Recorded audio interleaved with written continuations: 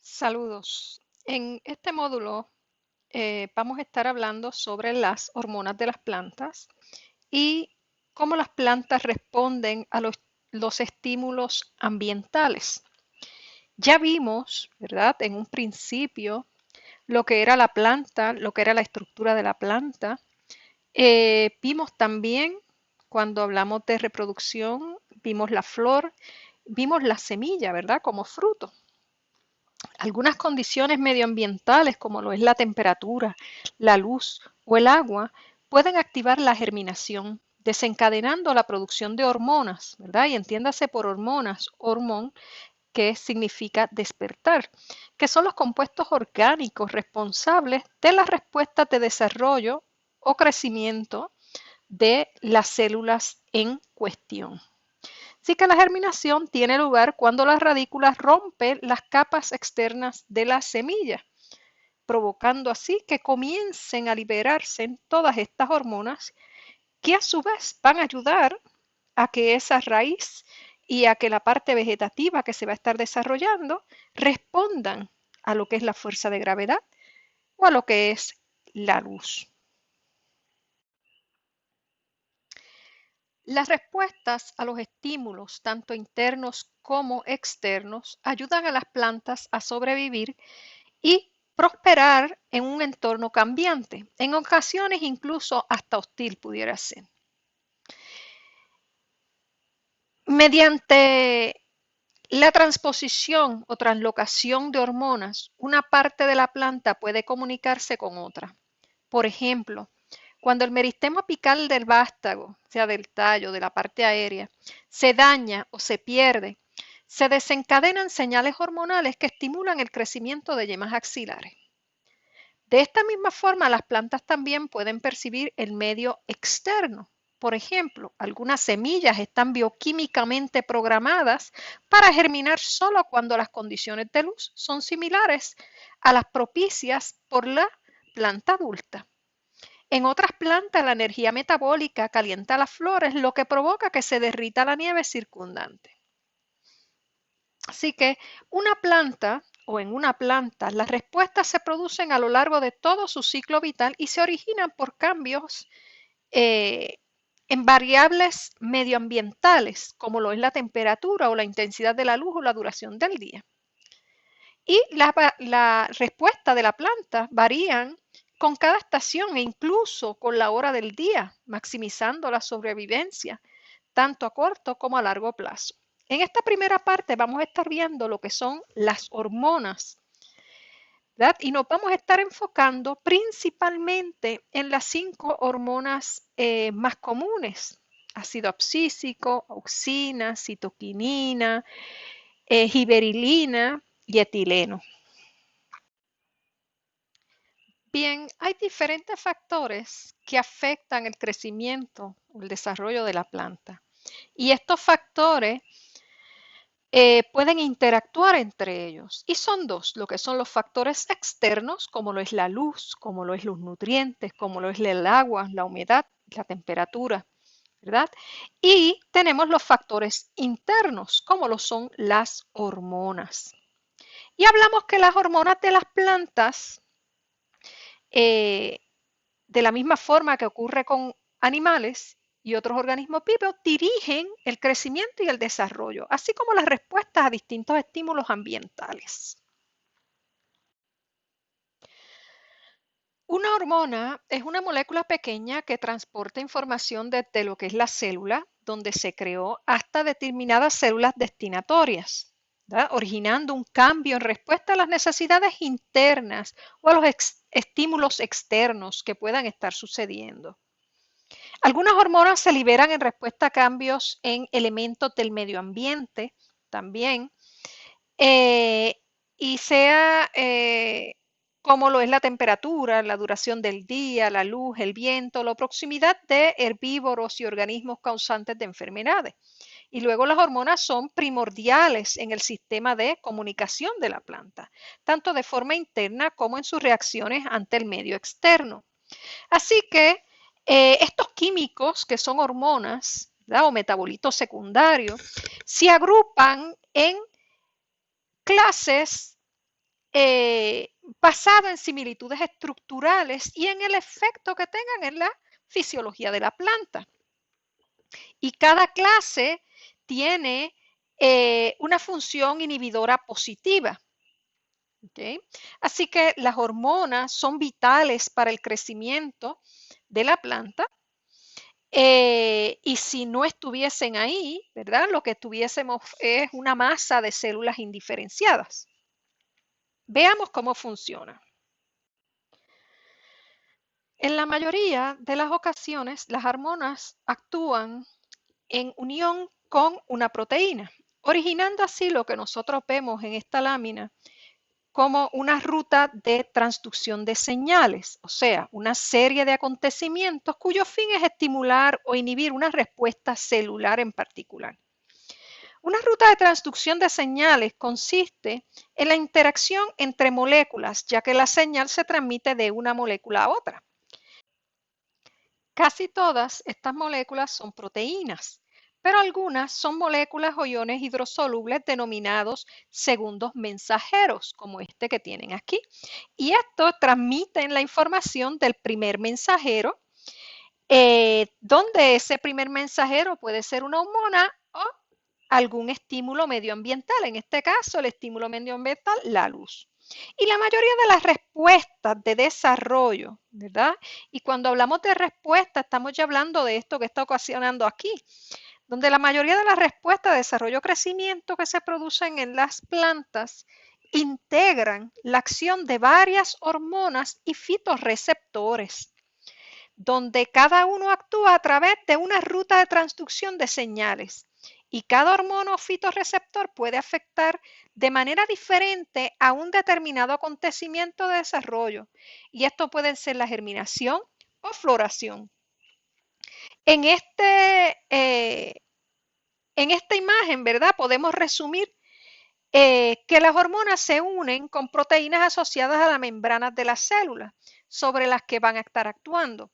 Y un estímulo del medio ambiente, lo tenemos aquí, o la unión de una hormona da origen a una serie de acontecimientos llamados ruta de transducción de señales, donde aquí está ocurriendo, ¿verdad?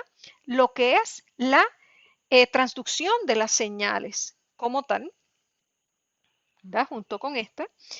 Y en esa ruta de transducción de señales implica la activación o desactivación de determinadas enzimas o proteínas, ¿verdad? Que es lo que corresponde a una respuesta.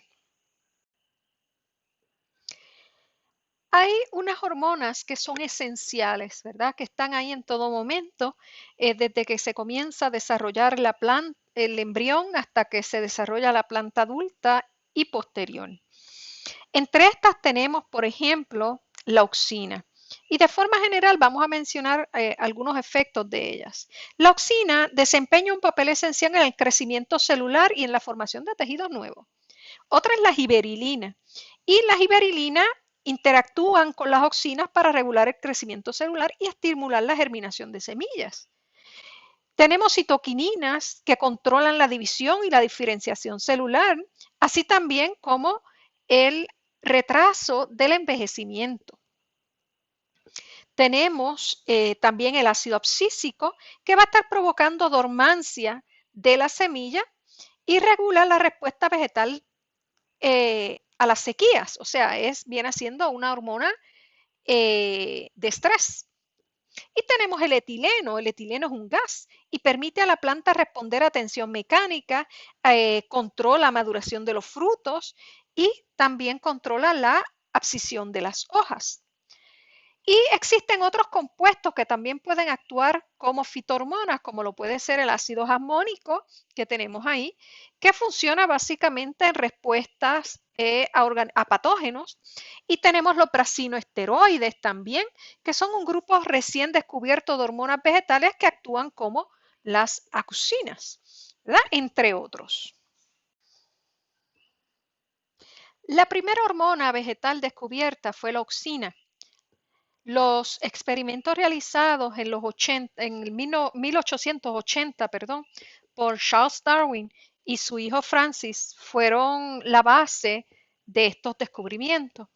Los Darwin observaron que una plántula de gramínea, o sea, lo que son los hierbajos, se curva hacia la luz solo si la punta del coleóptilo, es decir, la vaina que cubre el vástago, el tallo de dicha plántula, está presente.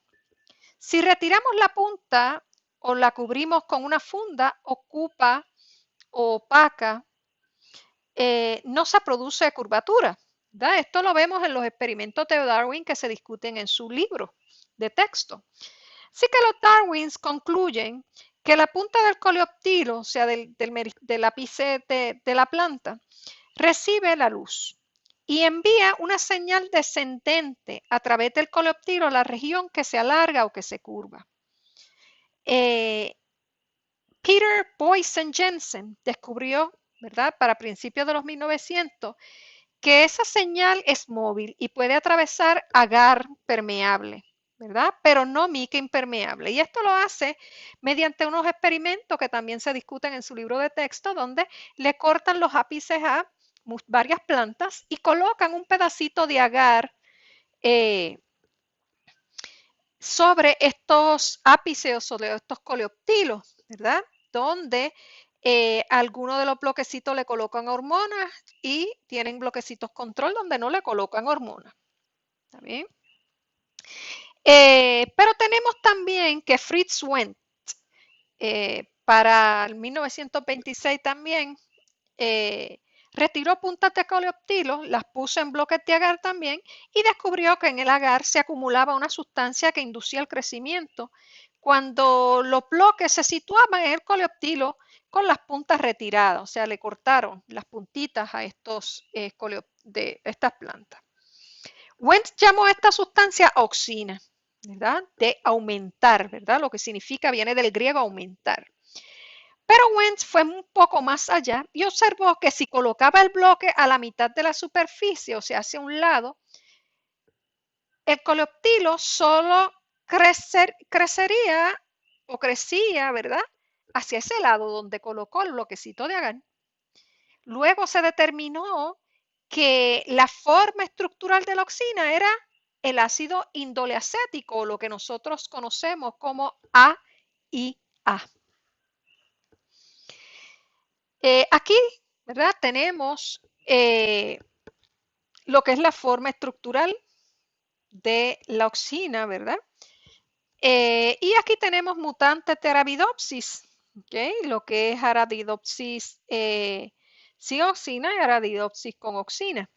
La auxina se produce en el meristemo apical, estimula crecimiento celular y expansión, ¿verdad? Por lo tanto, si hay ausencia de auxina, se queda enana. Si no hay ausencia de auxina, sigue creciendo hacia arriba. Y en general la auxina regula de forma positiva el crecimiento, ¿verdad? Y eso es lo importante de todo esto. De los estudios de Fritz, de los estudios de Francis, de los estudios de los Darwins, ¿verdad? Es que la auxina provoca o regula de forma positiva el crecimiento de la planta. Así que si resumimos, ¿verdad?, todos estos experimentos de Charles Darwin, los de Fritz, los de Francis, podemos decir que la auxina estimula el crecimiento del tallo y de la raíz, va a promover la diferenciación celular en el cultivo de tejidos y en el procambium y regula el desarrollo del fruto, la dominancia apical y genera fototropismo y gravitropismo en la planta. ¿Y dónde la encontramos? Básicamente la auxina la vamos a encontrar en los embriones, en los meristemos, en las yemas y en hojas jóvenes como tal. Otra hormona es la giberilina, que inicialmente fue descubierta en cultivos de arroz. Estas son un tipo de hormonas que afecta a una amplia variedad de fenómenos de desarrollo en la planta, incluidas la elongación celular y la germinación de la semilla. El nombre viene de un hongo del género Giberella. Científicos japoneses descubrieron que dicho hongo segregaba una sustancia química que hacía que los tallos de arroz infectados alcanzaran una altura mayor antes de caer. Esta sustancia química recibió el nombre de giberilina y más tarde se descubrió que aparecía de forma natural en las plantas también, en cantidades reguladas y de diversas formas. Las giberilinas son uno de los varios tipos de hormonas implicados en la elongación del tallo. Ya vimos, ¿verdad? Y sabemos que se cree que la auxina estimula el crecimiento celular al activar las proteínas expansinas, que actúan como enzimas que aflojan las paredes. La giberilina podría facilitar el movimiento de las expansinas para que se sitúen en la posición correcta en la pared celular. Además, aumentan las concentraciones celulares de auxina, lo que implica, ¿verdad?, el increíble efecto que tienen estas en la elongación celular. Y las aplicaciones de las giberilinas pueden invertir el enanismo en muchos mutantes, ¿verdad?, que son enanos recesivos, con bajos niveles de giberilina, ¿verdad? Así que la giberilina desempeña un papel fundamental tanto en el crecimiento embrionario como en la germinación de semillas. Y en semillas germinantes, por ejemplo, de cebada, una ruta de transducción de señal presenta giberilina que estimulan la producción de la enzima alfamilasa que rompe el almidón para aportar glucosa a las plántulas que están en desarrollo. En esta ruta también, en la cebada, la giberilina activa la secreción de esta enzima. Y las giberilinas también fomentan la germinación de la semilla. Así que la hormona ácido abscísico que vamos a estar viendo más adelante prolonga la dormancia,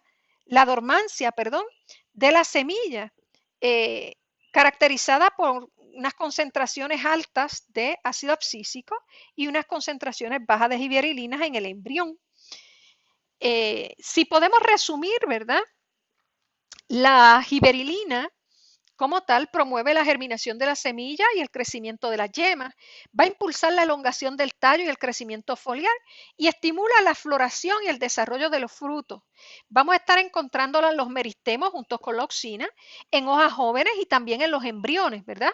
De la misma forma que encontramos la auxina, porque se sabe que las giberilinas interactúan con las auxinas para regular, ¿verdad?, todos estos factores de crecimiento celular y estimular lo que es la germinación de las semillas como tal. Otra hormona son las citoquininas. Las citoquininas influyen en el crecimiento vegetal de varias maneras, ¿verdad?, incluido el control de la división y diferenciación celular, contrarrestando la dominancia apical y retrasando el envejecimiento de las hojas. El nombre citoquinina se refiere al papel en división celular o citocinesis y suelen ser formas modificadas de adenina y originariamente se descubrieron como resultado de una serie de experimentos realizados en plantas de tabaco como tal. Y el fin era encontrar agentes químicos estimulantes del crecimiento celular. Las citoquininas se sintetizan en las raíces, ¿verdad? Y se van a estar transportando a través del xilema, otros órganos de la planta, donde van a fomentar de manera general un estado más juvenil de desarrollo. Por ejemplo, si miramos los tallos, en los tallos va a promover el crecimiento de yemas axilares. ¿Okay? Y el meristemo apical del vástago se daña o se retira, aumenta, o sea, si se daña o se rompe o lo sacan, ¿verdad? Aumenta la proporción citoquinina-auxina en las yemas axilares y promueve así un crecimiento más rápido de esas yemas. Las citoquininas retrasan el envejecimiento de las hojas y aumentan la longevidad de muchas formas, ¿verdad? Entre ellas la atracción de aminoácidos desde otras partes de la planta. Tenemos que la citoquinina, ¿verdad?, de forma general promueven el crecimiento y la diferenciación radical, o sea, de las raíces, Promueve la división y el crecimiento celular en cultivos de tejidos. Si miramos en esta lámina, ¿verdad? Podemos ver en este primero de acá tenemos un pedacito de agar en un medio de cultivo, ¿verdad? Aquí está el pedacito de agar, este es el medio de cultivo. Y eso no tiene nada, es un pedacito de agar solito. En esta segunda de acá tenemos que los niveles de auxina y de citoquinina son intermedios, ¿verdad? Lo que forman un grupo de células indiferenciadas. En esta de aquí tenemos que la auxina está en unas concentraciones altas y la citoquinina en unas concentraciones bajas, promoviendo así el desarrollo de raíces. Y en esta de acá nos cambia, ¿verdad? Ya tenemos una auxina baja, si bajan las concentraciones de auxina, suben las concentraciones de citoquinina, promueve el desarrollo de el meristemo apical, de lo que son los tallitos y las hojas como tal. Así que promueve división y crecimiento celular en los cultivos de tejido, estimula la germinación, retrasa el envejecimiento, ¿verdad? Todo esto, ¿verdad? Ya que las citoquininas controlan la división y la diferenciación celular en las plantas y las vamos a encontrar en raíces, en semillas, en frutos y en hojas como tal. Aquí tenemos el etileno. El etileno es un gas de acción hormonal que genera una respuesta a la tensión mecánica y también estimula la respuesta del envejecimiento, como lo puede ser la maduración de los frutos y la abscisión o la caída de las hojas. La síntesis de etileno se origina por una concentración bien alta, perdón, de auxina y la presencia de tensión y varios fenómenos relativos al desarrollo. El etileno va a impedir que la planta adquiera una forma demasiado espigada, o sea, que crezca por vicio, para así evitar posibles daños causados por el viento y otras tensiones. El gas reprime el crecimiento en longitud y promueve la expansión de la planta a lo ancho. De esta forma, las plantas estimuladas por la auxina adquieren altura, mientras que las plantas estimuladas por el etileno adquieren firmeza. Y la producción de etileno aumenta cuando algo toca la planta, cuando el viento lo zarandea, ¿verdad? O le provoca algún daño mecánico al fruto o a la planta, ¿verdad? Ahí entonces van a estar aumentando las concentraciones de etileno y el etileno permite que la planta se adapte con mucho éxito a los distintos factores de riesgo que supone el crecimiento subterráneo. Cuando un vástago, un tallo o una raíz subterránea encuentran un obstáculo, la presión induce a la síntesis de etileno y entonces el etileno comienza una maniobra de crecimiento nominada triple respuesta, ¿verdad? ¿Qué es lo que nosotros tenemos, ¿verdad? Aquí. Que permite al vástago a la raíz apartarse o crecer rodeando el obstáculo. Y la triple respuesta incluye una disminución en la elongación del tallo o la raíz, un ensanchamiento del tallo o la raíz y un encorvamiento del tallo o la raíz para proceder, ¿verdad?, a crecer horizontalmente. Y la segunda y la tercera parte de esta triple respuesta permite que el tallo o la raíz rodeen los obstáculos sin problema. Por ejemplo, en esta lámina, ¿verdad? Básicamente, el etileno permea lo que es la membrana plasmática, ¿verdad? Que es esta que nosotros tenemos acá. Se la pasa, la cruza. Y al pasarla o cruzarla, básicamente se une o se enlaza a un receptor de los varios que van a estar ahí presentes. Y una vez ocurre eso, ¿verdad? El receptor libera EIN2, ¿verdad?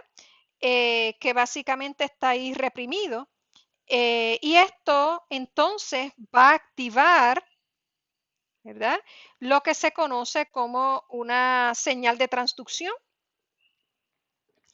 Eh, y esa señal de transducción, ¿verdad? Puede ser EIN3 o EIL1. EIN3 directamente, ¿verdad? Va a estar se pega para regular genes que eventualmente triggers, estimulan o promueven una respuesta del etileno. El ADN que se va a estar activando, ¿verdad? Se transcribe en mRNA, el cual entonces, ¿verdad? Se traslada a una enzima funcional que luego entonces se va a estar utilizando, ¿verdad? Para lo que es la biosíntesis del etileno, ¿verdad? Y dentro de las respuestas de diferenciación y desarrollo de la planta, ¿verdad? Tenemos lo que es la maduración de los frutos, la apertura de las flores para ser polinizadas y poder desarrollar lo que es una semilla, ¿verdad? Y desarrollar eventualmente un embrión que va a promover entonces un desarrollo, un crecimiento en la planta y eventualmente va a ocurrir una abscisión. Esa abscisión puede ser abscisión del fruto, puede ser abscisión de las hojas, puede ser abscisión de las flores, ¿verdad? Cualquiera de estos factores, ¿verdad? Son a consecuencia de una respuesta del gas etileno.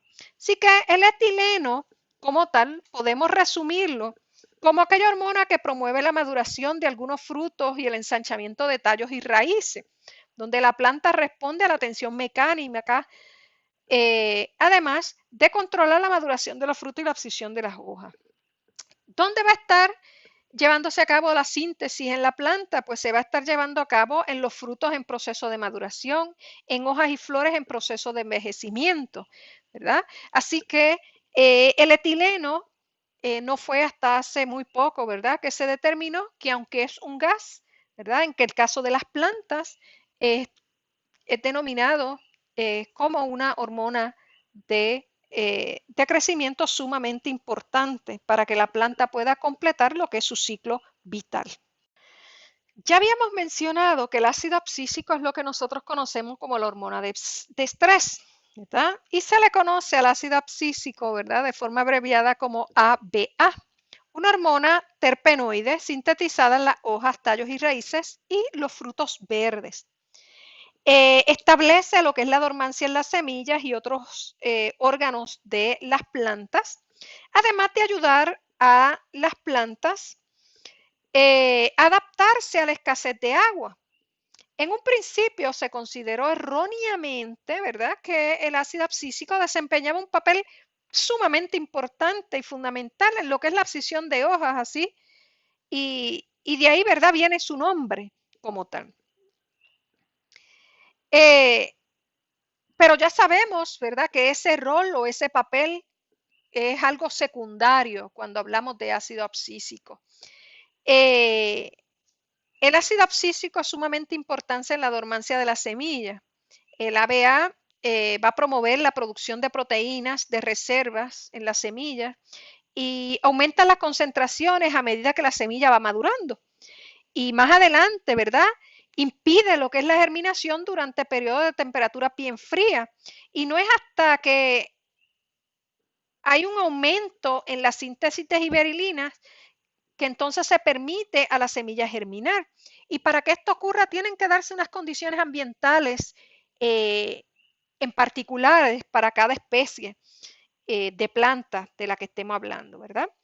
En algunas plantas mutantes, o sea, plantas que básicamente de un solo gen reducen las concentraciones de ABA o reducen su efecto sobre la germinación de la semilla y esto da lugar a una germinación prematura, ¿verdad?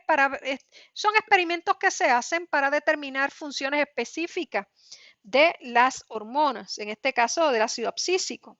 Y durante los periodos de escasez de agua, el ABA o el ácido abscísico promueve el cierre de las estomas, que es esto que tenemos acá, ¿verdad? Así que en una escasez de agua van a cerrar esas estomas.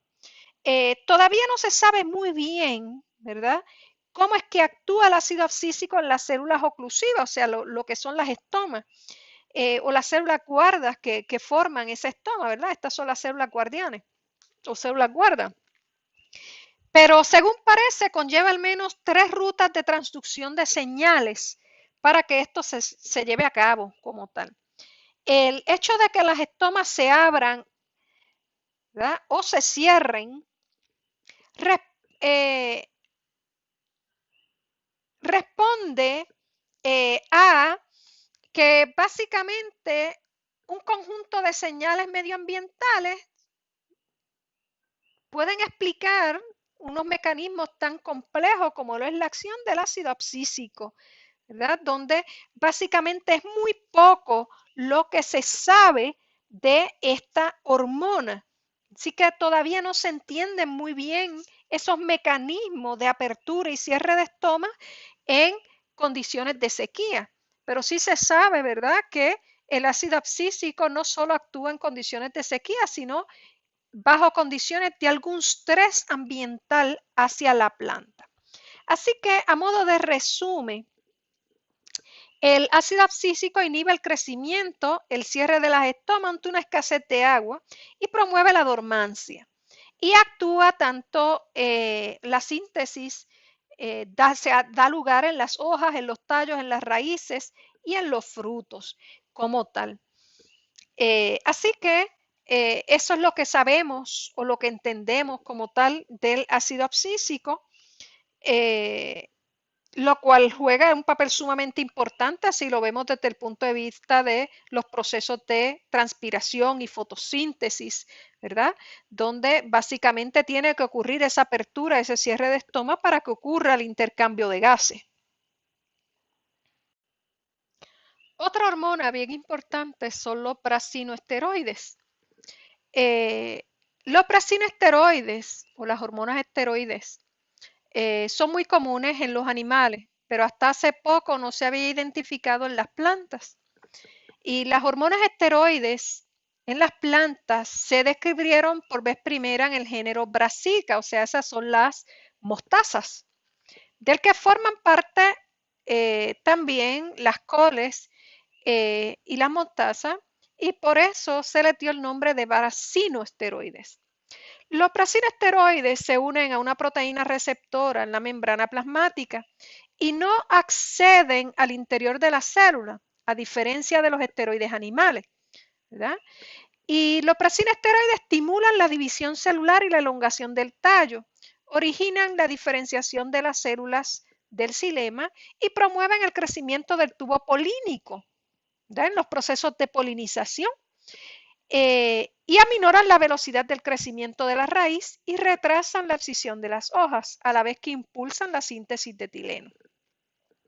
Así que en general estos efectos son muy similares a los de la auxina, pero los mutantes que no sintetizan los prasinoesteroides suelen responder a la aplicación de auxinas. Así que aparentemente los dos tipos de hormonas actúan a través de rutas completamente diferentes. Y es muy poco lo que se sabe de esto porque son relativamente nuevos. ¿Okay? Sí sabemos que las funciones son efectos similares a las auxinas, donde se inhibe el crecimiento de raíces y se retrasa la abscisión de hojas y promueve la diferenciación de xilemas o de células xilemáticas, ¿verdad?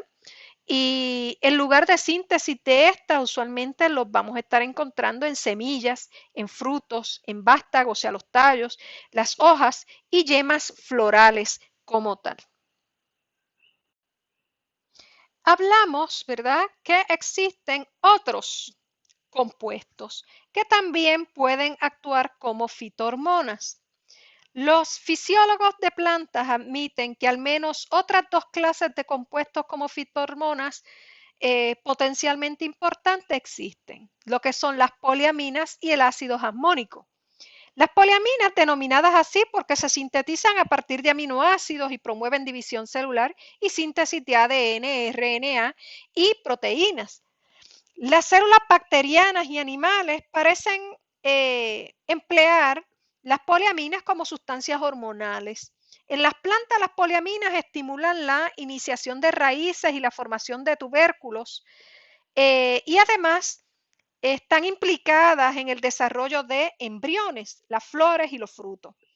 El ácido jasmónico, por el contrario, se sintetiza a partir de ácido graso y inhibe el crecimiento de la semilla, del polen y las raíces, y a la misma vez promueve la acumulación de proteínas durante el desarrollo de semillas. El ácido jasmónico también estimula la formación de flores, frutos y semillas, y es un elemento activo de las distintas defensas de las plantas, o sea, metabolitos secundarios contra organismos patógenos. Y los resultados de algunos experimentos que se han hecho nos dejan ver que es un compuesto relacionado, el ácido jasmónico de metilo, podría servir como una señal de alerta temprana que advierte a las plantas sobre situaciones en dirección del viento de la acción nociva de patógenos o herbívoros contra otras plantas de la inmediación. O sea, básicamente funciona como una hormona que envía señales de que algo malo está sucediendo o algo extraño está sucediendo. Y la señal no es solo a la planta donde está sucediendo, sino también a las plantas alrededor sobre algo que está pasando, y estas otras plantas se comienzan a preparar para defenderse. Un ejemplo, al cortar matas de cualquier planta en un campo, ¿verdad? Si se va al patio de su casa y corta una plantita. Estas plantas que usted cortó libera ácido jasmónico, ¿verdad?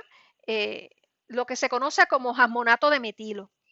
Y esto lo que hizo es que las plantas silvestres, las plantas que están cercanas a esa, produzcan una enzima defensiva. O sea, activan un mecanismo de defensa dentro de lo que son sus metabolitos secundarios, activan unas enzimas defensivas y posteriormente el daño que, que le ocasionó a la muerte a la otra planta, que pudo haber sido saltamontes que se la comieron, o orugas que estaban masticando las hojas, causaban a las hojas de las plantas aledañas eh, el daño que se ocasionaría a las plantas aledañas sería mucho menos, ¿verdad? O sea, usted tiene una oruga masticando hojas en una planta X, al masticar la hoja libera ácido jasmónico, en este caso, ¿verdad?